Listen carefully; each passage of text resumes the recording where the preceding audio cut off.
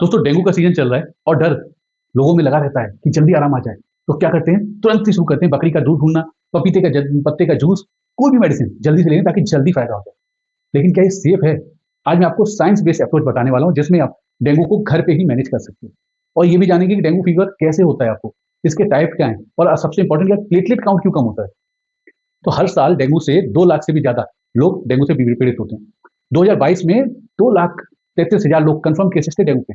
और मानसून आते ही आपने देखा होगा ना, हॉस्पिटल्स के बेड सारे भर जाते हैं। लेकिन सच ये है कि 70 से 80% लोग घर पे सेफली रिकवर हो सकते हैं, पैनिक ना करें तो। लेकिन सबसे बड़ी प्रॉब्लम यह है कि शुरुआत में लोग कंफ्यूज रहते हैं, क्या ये नॉर्मल फीवर है, डेंगू है। तो आज मैं आपको क्लियरली बताऊंगा कि आप घर पे डेंगू को कैसे पहचान सकते हो और कैसे उसको सही से मैनेज कर सकते हो, कब डॉक्टर को दिखाना है, कब हॉस्पिटल जाना है। समझते हैं इसको आज। तो सबसे इंपॉर्टेंट सवाल यह है कि डेंगू आखिर होता कैसे। देखो समझो, डेंगू एक वायरस है जो एडीज एजिप्टी नाम का एक मच्छर है जो कि फैलाता है इसको। और ये मच्छर दिन के समय बड़ा एक्टिव रहता है, सुबह और शाम के बीच में ये सबसे ज्यादा एक्टिव होता है। और इस समय पे जब मच्छर किसी भी व्यक्ति को काटता है तो डेंगू वायरस ब्लड में छोड़ देता है। ये वायरस आपके ब्लड में सेल्स और इम्यून सिस्टम को इन्फेक्ट करता है, जिससे कि आपको फीवर, दर्द, बाकी सिम्टम्स जैसे शुरू होते हैं। WHO और ICMR की गाइडलाइंस के हिसाब से डेंगू के 4 सीरोटाइप होते हैं, 4। DEN 1, DEN 2, DEN 3, DEN 4। और एक बार अगर आपको किसी भी सीरोटाइप से इन्फेक्ट हो गए तो आपको उस सीरोटाइप से इम्यूनिटी मिल जाती है। लेकिन लेकिन दूसरे सीरोटाइप तो बचे हैं ना, उससे भी दोबारा डेंगू हो सकता है और कभी कभी ये ज्यादा सीवियर भी होता है। तो डेंगू का मेन सोर्स तो मच्छर है, ये इंसान नहीं है। ये इंसान से इंसान में नहीं फैलता, मच्छर काटता है तब फैलता है। तो इसके प्रिवेंशन के लिए आपको मच्छर की जहां पे भी ब्लीडिंग हो रही हो, मच्छर कहाँ फैलते हैं, जहां पे पानी भर रहा हो, तो जहां भी पानी भर रहा हो इसको निकालिए और भरने मत दीजिए। दूसरा, अपने आप को मच्छर से कटवाने से बचाइए। ये तो आप इसकी प्रिवेंशन कर सकते हो। तो इसके टाइप कौन कौन से, कितने टाइप का होता है, तो समझते हैं इसके टाइप्स फीवर में क्या क्या होते हैं, कौन कौन सा डेंगू फीवर होता है। तो 3 टाइप के मेन होते हैं। नंबर 1 पे आता है क्लासिकल डेंगू फीवर। ये माइल्ड होता है और ये सबसे ज्यादा कॉमन है। इसमें फीवर भी आता है, बॉडी पेन है, हेडेक है, रेस है, थकान है, लेकिन इसमें ब्लीडिंग और ऑर्गन डैमेज नहीं होता है। इसीलिए अगर इसमें हाइड्रेशन दिया जाए, केयर दी जाए, तो ये घर पे रिकवर हो सकता है। लेकिन 2 टाइप और भी हैं, वो है डेंगू हेमरेजिक फीवर। इसमें क्या होता है, ब्लड वेसल्स में प्लाज्मा लीक होने लगता है, ब्लीडिंग होने लगती है, जैसे कि आपके गम से ब्लीडिंग होने लगी, नोज से ब्लीडिंग होने लगी या इंटरनल ब्लीडिंग होने लगी।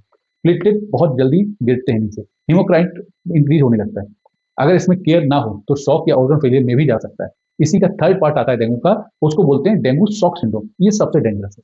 इसमें प्लाज्मा लीकेज इतना सीवियर होता है कि ब्लड प्रेशर डेंजरसली नीचे गिरने लगता है, शॉक आता है, मल्टीपल ऑर्गन फेलियर में आते हैं। ये लाइफ थ्रेटनिंग कंडीशन है। इसके लिए आपको हॉस्पिटलाइज या फिर आईसीयू के अंदर आपकी इमरजेंसी में जाना बहुत इंपॉर्टेंट है। लेकिन समझते हैं कि यार ये सब कुछ तो सारा कहानी समझ आया कि गिरता प्लेटलेट ही है, ये क्यों गिरता है प्लेटलेट, डेंगू में ऐसा क्या हो रहा है कि प्लेटलेट गिर रहा है। तो वो साइंटिफिकली क्या होता है कि डेंगू वायरस जो है आपके बोन मैरो जहाँ पे प्लेटलेट बनती है उसको इन्फेक्ट करता है। अब क्योंकि जब प्लेटलेट बनती है वहीं पे इन्फेक्ट कर दिया तो उसकी कैपेसिटी ही कम हो जाती है, तो प्लेटलेट बनना ही धीरे करके कम हो जाती है। दूसरा होता है कि इम्यून सिस्टम गलती से आपके प्लेटलेट को फॉरेन बॉडी समझ लेती है, आप ही का बॉडी का जो इम्यून सिस्टम है उसी को प्लेटलेट, आप ही की प्लेटलेट को फॉरेन बॉडी समझ लेती है और फिर उसी को प्लेटलेट को डिस्ट्रॉय करने लगती है। आईसीएमआर 2023 की जो गाइडलाइंस है उसके हिसाब से 50,000 से अगर 1 लाख के बीच में प्लेटलेट है और एक्टिव ब्लीडिंग नहीं हो रही है तो कंजर्वेटिव ट्रीटमेंट से आप घर पे भी मैनेज किया जा सकता है डेंगू को। WHO 2023 की रिपोर्ट के मुताबिक 70% डेंगू केसेस घर पे ही प्रॉपर हाइड्रेशन से, मॉनिटरिंग से मॉनिटर किए जा सकते हैं, सही किए जा सकते हैं और मॉर्टेलिटी 1% से भी कम होती है। लेकिन सिंपल सपोर्टिव केयर चाहिए। लेकिन वो सपोर्टिव केयर क्या है वो मैं आज आपको बताने वाला हूँ, आपको कैसे कर सकते हो। लेकिन सबसे इंपॉर्टेंट है कि समझना कि यार असली में साइंस सिम्टम क्या होता है, ताकि आप सही समय पे पहचान तो सको। तो समझो डेंगू फीवर में क्या होगा कि डेंगू फीवर जब भी अक्सर अधिकतर होगा जब भी, तो 102 से 104 के फीवर आएगा आपको। साथ ही में बहुत तेज हेडेक होगा, आंखों के पीछे दर्द होगा, थकान रहेगी, जोड़ों में दर्द जरूर होगा। और अगर जोड़ों में दर्द हो रहा है, जॉइंट्स में पेन हो रहा है, इसीलिए इसको बोला जाता है ब्रेक बोन फीवर, इसीलिए कहते हैं। और 2 से 5 जब फीवर होगा उससे 2 से 5 दिन के बाद स्किन में छोटे छोटे से रेसेस भी आपको दिखेंगे। वैसे ये इंप्रूवमेंट का साइन है, बट वैसे देखेंगे 2 से 5 दिन में। साथ के साथ आपको भूख कम लगेगी, उल्टी सा जैसे लगेगा, नौजिया जैसा लगेगा, पेट में दर्द भी हो सकता है। ये सब तो नॉर्मल साइन है, बट डेंगू में कुछ इंपॉर्टेंट और वायरल वार्निंग साइंस भी हैं। उन वार्निंग साइन को समझना जरूरी है जो WHO और ICMR बताता है। सबसे पहला है कि वॉमिटिंग होगी बहुत ज्यादा, लगातार इतनी वॉमिटिंग होगी कि आपको कोई भी दवाई ले रहे हो, कुछ भी खाना खा रहे हो, सब कुछ वॉमिटिंग हो जा रहा है, ये वार्निंग साइन। पेट में सीवियर पेन, दर्द होगा, आपको कोई ब्लीडिंग होती है तो नाक से, मसूड़ों से या ब्लैक स्टूल आता है तो ये वार्निंग साइन है। नंबर 4 पे लेथार्जी, रेस्टलेसनेस होगा, चिड़चिड़ापन लगा रहेगा हमेशा, पेट में दर्द रहेगा, लीवर की तरफ देखोगे तो लगे कुछ बड़ा बड़ा सा, पेट में दर्द रहेगा, आप इतना ही समझो कि भाई पेट में दर्द रहेगा। आपकी प्लेटलेट काउंट बड़ी तेजी से नीचे गिर रही होंगी। 7 नंबर पे आता है सांस फूलेगी, जब भी आप चलोगे तो भी सांस फूलेगी, बैठोगे तो भी सांस फूलेगी, ब्रेथलेसनेस होने लगेगा क्योंकि लंग्स में फ्लूइड जमा होने लगता है। आपकी जो स्किन की जो एक्टिविटीज है वो ठंडी पड़ने लगेगी, हाथ पे एकदम से ठंडे पड़ने लगेंगे, बीपी लो होने लगेगा। ये सर्कुलेटरी शॉक का अर्ली साइन होता है। इस जितने भी साइन बताए मैंने, सातों आठों, इसमें आपको इंपॉर्टेंट है कि आप हॉस्पिटलाइजेशन की जरूरत पड़ेगी, आपको इमीडिएट डॉक्टर की कंसल्टेशन की जरूरत है, और वो भी हॉस्पिटल के अंदर। और अगर इसमें से कोई भी साइन लगता है तो आपको आईसीयू की भी जरूरत पड़ सकती है, लेकिन वार्निंग साइन है, इस सब में नहीं आते, लेकिन आ सकते हैं, तो इनके ऊपर आपको ध्यान रखना है। WHO की 2023 की गाइडलाइंस के मुताबिक डेंगू के 3 फेज होते हैं। नंबर फेज 1 फेज होता है फेब्राइल फेज, नंबर 2 होता है क्रिटिकल फेज, नंबर 3 होता है रिकवरी फेज। माइल्ड केसेज पहले फेज में ही होते हैं और घर पे सेफली मैनेज किया जा सकता है, बट अगर वार्निंग साइन आ जाए तो हॉस्पिटल केयर जरूरी है, उसमें लापरवाही नहीं। अब आप घर में जो मैनेज करना है वो क्या करोगे मैनेज, उसको समझते हैं कि यार घर पे कैसे मैनेज कर सकते हैं। समझो उसको कि सबसे पहले तो आपको ना अपने वाइटल्स को देखना है। जो पेशेंट है आपका या आप खुद हो, तो सबसे पहले अपना बीपी देखते रहना है, बीपी कैसा आ रहा है, पल्स देखना है कि कैसी आ रही है। आपको टेम्परेचर को रेगुलेट करना है। टेम्परेचर देखिए कहीं वो 104 से ऊपर ही तो नहीं रह रहा है, कम आ ही नहीं रहा है कुछ भी करके। अब कम कैसे आएगा, क्योंकि फीवर है, वायरस का इन्फेक्शन है अंदर, तो उसको कम आना पड़ेगा, और आने के लिए आपके पास बहुत ज्यादा दवाइयां नहीं है। केवल एक दवाई है जो रिकमेंडेड है, उसको बोलते हैं पैरासीटामोल। अलग अलग नाम से आती है, ब्रांड नेम अलग अलग होते हैं, जैसे कि आपका डोलो के नाम से भी आती है, क्रोसिन के नाम से भी आती है, कालपोल के नाम से भी आती है। कॉम्बिनेशन मेडिसिन से नहीं लेनी है, कई बार पैरासीटामोल के साथ और भी मेडिसिन उसके साथ जुड़ी होती हैं, वो सब नहीं लेनी है, आपको प्लेन पैरासीटामोल लेनी है, प्लेन प्लेन पैरासीटामोल लेनी है। अगर आप एडल्ट हो तो 650 mg हर 6 घंटे पे आप ले सकते हो, जब तक बुखार 100 डिग्री से ऊपर हो। 100 डिग्री से नीचे हमारा टारगेट है, वो 100 डिग्री से नीचे लेना है। भूल के भी एस्पिरिन नहीं लेना है, पेन किलर नहीं लेना है, कोई और दवाई पेन को, फीवर को उतारने के लिए नहीं लेनी है। पेन हो रहा है तो भी पैरासीटामोल है, फीवर हो रहा है तो भी पैरासीटामोल है, रिकमेंडेड यही दवा है। बाकी दवाइयों से ब्लीडिंग का रिस्क होता है, उनको नहीं लेना है। लेकिन फीवर तब भी नहीं उतरता, कई बार ऐसा होता है, कई सारे पेशेंट आते हैं आप लोगों से कहते हैं फीवर तो नहीं उतर रहा पैरासीटामोल से, तो आप गीले कपड़े की पट्टियां रख सकते हो। अब गीले कपड़े में भी ऐसा नहीं रखना है, बिल्कुल आईसी पानी नहीं रखना है, आपको गीला कपड़ा करना है और उससे आपके बॉडी को स्पंज करना है। उसको करिए, सबसे अच्छा तरीका है जिससे कि फीवर उतरता है और जरूर उतरता है। तो गीले कपड़े की पट्टियां रखिए। भूल के भी कोई भी इंट्रामस्कुलर इंजेक्शन नहीं लगवाना है।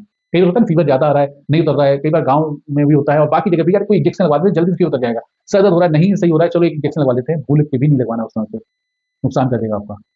अब देखो गाइडलाइंस के हिसाब से तो प्लेटलेट जो ड्रॉप होता है, मैंने बताया कि बोन मैरो में प्लेटलेट का प्रोडक्शन ही स्लो हो जाता है, इम्यून सिस्टम आपका उसी को, प्लेटलेट को आप ही को तोड़ने लगेगा, तो प्लेटलेट तो ड्रॉप होना ही होना है। बट अगर ब्लीडिंग नहीं हो रही है और 50,000 से ऊपर है तो अभी ट्रांसफ्यूजन की जरूरत नहीं है, घबराने की भी जरूरत नहीं है। अगर 50,000 से ऊपर है, ब्लीडिंग नहीं हो रही है, बिल्कुल मत घबराइए, पानी पीते रहिए, अपना हाइड्रेशन अच्छा रखिए। हाइड्रेशन रखना अच्छा बहुत जरूरी है। आप हाइड्रेशन कैसे रखोगे, उसमें ओआरएस ले सकते हो, नारियल पानी ले सकते हो, सूप ले सकते हो, खिचड़ी ले सकते हो, मौसमी का जूस ले सकते हो, ऑरेंज जूस ले सकते हो, ये सब ले सकते हो। जितना आप हाइड्रेशन अच्छा रखोगे उतना अच्छा है, लेकिन ऑयली और स्पाइसी फूड को अवॉइड करिए।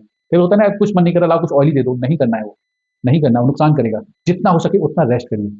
कई बार होता है कि जब फीवर आता है, बहुत कॉमन है कि यार वॉमिटिंग भी नहीं बंद हो रही, आती रह रही वॉमिटिंग।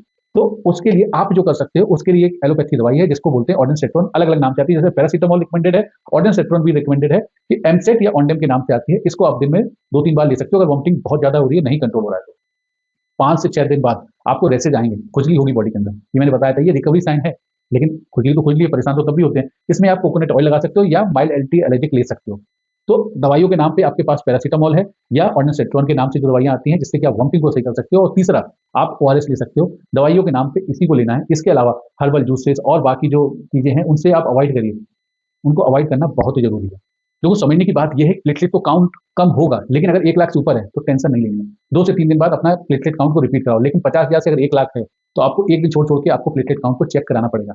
और अगर 50,000 से नीचे चली गई है तो आपको डेली टेस्ट कराना पड़ेगा, हॉस्पिटलाइज भी होना पड़ सकता है, और डॉक्टर की कंसल्टेशन इसमें जरूरी है। अगर 50,000 से जरा भी नीचे जा रही है, तुरंत डॉक्टर से कंसल्ट कीजिए। और 20 से 25,000 के नीचे चली गई तो कभी भी एक्टिव ब्लीडिंग हो सकती है, आपको हॉस्पिटल एडमिट होना पड़ेगा। आपका डॉक्टर प्लेटलेट ट्रांसफ्यूजन करता है या जो भी करता है वो अपने डॉक्टर के ऊपर छोड़ दीजिए, लेकिन अभी भी आके घबराना नहीं है, पैनिक में नहीं जाना है। आपके डॉक्टर इफेक्टिवली डेंगू को ट्रीट कर सकते हैं, लेकिन अगर आपने पहले से बदमाशियां ना की हो तो, जैसे मैंने पहले बताया कि क्या क्या नहीं करना है, कि कुछ भी कोई भी दवाइयां नहीं खानी, जैसे मैंने पेन किलर्स को मना किया, कोई भी इंजेक्शन नहीं लगवाना है, स्टेरॉइड नहीं लगवाना है, इन सबसे दूर रहना है। आपके पास दवाइयों में मैंने 2-3 नाम बताए हैं, पैरासीटामोल, ऑन्डेम और ओआरएस, यही लेना है और कुछ नहीं लेना है, ना एंटीबायोटिक भी नहीं लेनी है। पपीते का juice, herbal juices, herbal capsules, ये सब प्लेटलेट को बढ़ाने का कोई काम नहीं करती, ऐसा डब्ल्यूएचओ और आईसीएमआर बोलता है। आईसीएमआर और डब्ल्यूएचओ ने बोला है कि ऐसा कोई भी एविडेंस नहीं है ये सपोर्ट करता हो कि भाई इन सब से कुछ बढ़ जाएगा। लोग पैनिक जरूर होकर बकरी का दूध और इन सबको ढूंढ रहे होते हैं।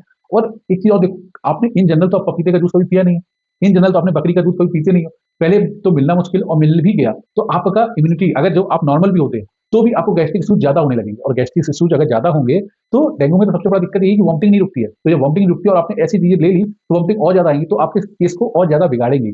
एंटीबायोटिक जो भी है डेंगू पे काम ही नहीं करती है, इसलिए बेमतलब के चक्कर में नहीं पड़ना है कोई एंटीबायोटिक अच्छी एंटीबायोटिक ले ली जाए, बिल्कुल नहीं लेना। वायरल इन्फेक्शन है, एंटीबायोटिक सिर्फ बैक्टीरियल इन्फेक्शन पे ही काम करती है और डेंगू वायरल इन्फेक्शन है, तो गलत एंटीबायोटिक से साइड इफेक्ट ही होने, आपके पेट का जो फ्लोरा है वही खराब होगा, लिवर पे और जोर पड़ेगा और लिवर वैसे भी कॉम्प्रोमाइज होता है जब इस समय पे डेंगू होता है, तो भैया एंटीबायोटिक को भी बचाना है आपको। तो दोस्तों अगर आपको घर में ही डेंगू को माइल्ड केस है तो पैनिक तो सबसे पहले नहीं करना है, सिर्फ जो मैंने आपको मेडिसिन बताई हैं इनको इस्तेमाल करिए, पेन किलर्स को अवॉइड करिए और कोई सीरियस साइन आए जैसे मैंने डेंगू साइन बताए थे तो तुरंत हॉस्पिटल जाएं। अपने परिवार को डेंगू से बचाने के लिए सबसे बड़ा अच्छा तरीका है कि भैया कहीं पे भी पानी को इकट्ठा ना होने दो, मच्छरों से अपने आप को कटवाना बंद करिए, जैसे आपको खुले कपड़े पहनने हैं, फुल स्लीव्स के कपड़े पहनिए, मच्छर के लिए अपने आप से जो भी रिपेलेंट यूज कर सकते हो, मॉस्किटो नेट यूज कर सकते हो, उन सबको करो यूज ताकि मच्छर आपको ना काटे। और अगर ये वीडियो आपको सही लगी हो तो इस वीडियो को अपने फैमिली और फ्रेंड्स के साथ व्हाट्सएप में जरूर शेयर करो, क्योंकि डेंगू का सीजन चल रहा है, पैनिक भी होते हैं और कई सारी जानकारियां उनको होती भी नहीं है, तो ताकि इस पूरे टॉपिक को वो समझ पाए। साइंस बैक्ट है, क्लियर है और पूरा प्रैक्टिकल मैंने आपको बताया ताकि आप डेंगू का पूरा प्रिवेंशन भी कर सको और अगर हो जाए तो घर पे ही मैनेज कर सको, पैनिक नहीं होना है। करो और कमेंट में बताओ कि डेंगू प्रिवेंशन में आपको कौन सा स्टेप करने में दिक्कत आ रही है या कुछ जानकारी चाहते हो डेंगू के बारे में तो कमेंट में बताइए और इसको शेयर करिएगा अपने दोस्तों से ताकि पैनिक कम हो। हॉस्पिटल्स में जो जितना ज्यादा लोड रखा हुआ है, जबकि डब्ल्यूएचओ कह रहा है 70 to 80% सही हो सकते हैं, आप भी सही हो जाओगे, आपके परिवार वाले भी सही हो जाएंगे, बट जो मिथ्स हैं उनसे बच के रहिए। इस वीडियो को शेयर करिए ताकि उन मिथ्स का बस्ट हो सके और आप और आपका परिवार खुश रह सके और डेंगू से हंसते हंसते लड़ाई से जीत सकते हो आप। Bye bye, take care.